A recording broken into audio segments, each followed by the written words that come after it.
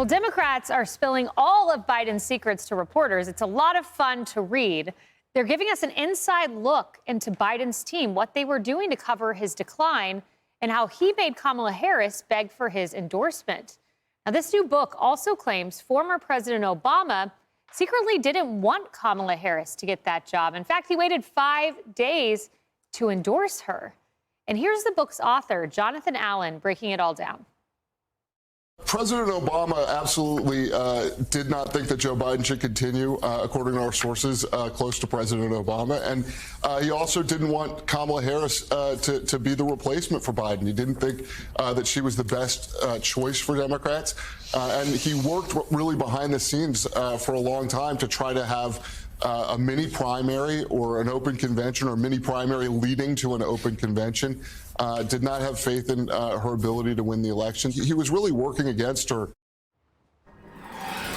So, Ben, I was reading some of these details from a New York Post article, and here's one of the things they say that Allen further revealed on a phone call with the vice president on the day Biden passed the baton to Harris. Obama refused to endorse her candidacy as the nominee. That must have been a pretty awkward phone call to realize the kingmaker of the Democratic Party doesn't want you as the nominee.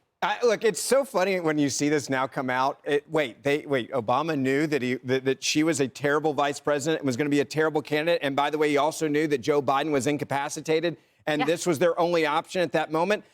Barack Obama might be one of the most brilliant political minds I've ever seen in the Democratic Party. He's very astute to what's going on. He understands talent. He understands electability. He's the best since Bill Clinton. And I'm sure he saw what we saw. We were all rooting for it to be Kamala Harris because we thought she was the easiest person to beat. He understood that she was vulnerable. He understood she was not going to be a great candidate. He understood the word salads were a disaster for her. He understood she didn't have an in-depth knowledge of a lot of foreign affairs, and she wasn't going to be good at defending herself. So you combined all that, it's not a good candidate. And I'm sure he's like, guys, we're going to give the White House back to Donald Trump if you guys don't understand how bad she is. So let's have an open convention. And by the way, an open convention is total chaos and anarchy. Yeah. He was so sure that Harris was going to lose that he was willing to say, let's go and just roll the dice at a convention, look out of control and insane, and we might get a better candidate than her. I think he was smart to say it. This book, by the way, is not shocking, because everyone else knew it was going to happen, too. I couldn't agree with you more that President Obama is politically astute. Kennedy, when you look at what happened in the aftermath of the election, President Obama was proven exactly right. Take a look at this. New York Times, more than 89% of counties in the United States shifted in the favor of former, now current President Donald J. Trump. And then if you look at Michigan specifically, Politico, Alyssa Slotkin, who ran for Senate there and prevailed, outperformed Harris by more than a full percentage point in all but 28 of the state's 83 counties. Obama knew this would happen and tried to avert a crisis. Yeah, a couple things. One, he and Donald Trump, both transformational candidates. Joe Biden was not. He never was. That's why, 2020 just must have been an off year because of the pandemic, because in any other time, he never would have been elected. Obama knew that Biden was compromised for a long time. Shame on him for not asserting his power when they could have had a proper primary, because he knew of the decline before that.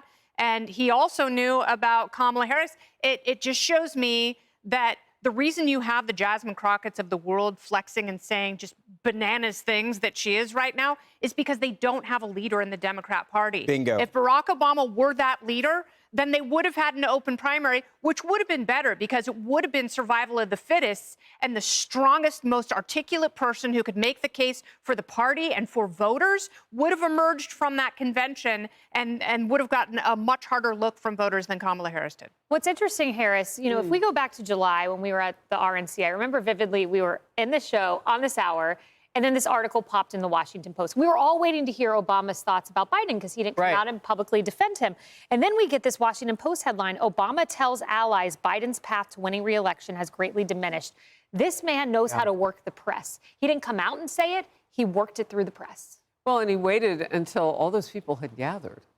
Like he waited until it's the middle of summer. So, I mean, I thought that was fascinating. They know they've got a convention coming up. And it's only weeks away. And look what he does, because he thinks, OK, well, maybe we can force an early primary. Remember, there was talk about, well, if she does get in, is there still room to force one, even though because nobody voted on that right? Voters didn't have a say. It was such an odd few weekends, latter part of July, not to mention what happened with the current president. But I will say this. I honestly thought at the time with Kamala Harris and Barack Obama picked a lane to go after black men and the black vote was one of the most bizarre things I've ever heard. So not only did he, and I don't know if it was intentional or unintentional, maybe it was just, one of those things, practically arms akimbo lecturing black voters. I'll never forget that video. He went to stump for her at one point, telling them that the reason that they weren't voting for her is because they didn't love black women enough. Like, I'm paraphrasing him, but that was the lecture that black men got. And I just thought that that was so strange. And what it did was it exploited the weakness that she already had in that lane. It's almost like he helped her lose, at least with that group. And Emily, if you think about the 5 days it took him to endorse Kamala, it was reported in the New York Times. And again, this is the savviness of Obama with the press. People close to Obama who have positioned himself as an impartial elder statesman about intra-party machinations said not to read much into the non-endorsement. Well, the non-endorsement, as it turns out, per Jonathan Allen, was because he didn't believe in her. We should have read into it. Of course, because what you don't say is just as important as what you do say, which is why, to your point, none of this is surprising in a way. It just sort of reveals the aha, like, I knew it, right? And it's interesting because I thought the same thing. I wonder if there's some amusement at essentially for the sacrifice of the Democrat Party if Obama's like, yeah, I told you.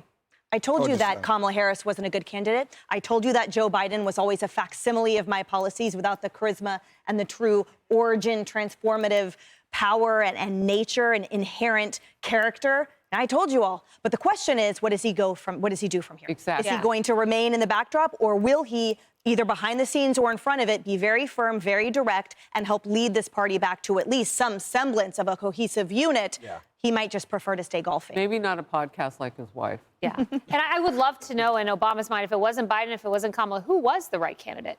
Who would have gotten the job done? Anyone but. Anyone but. All right. Well, wow. Hey everyone, I'm Emily Campagno. Catch me and my co-hosts Harris Faulkner and Kaylee McEnany on Outnumbered every weekday at 12 p.m. Eastern, or set your DVR. Also, don't forget to subscribe to the Fox News YouTube page for daily highlights.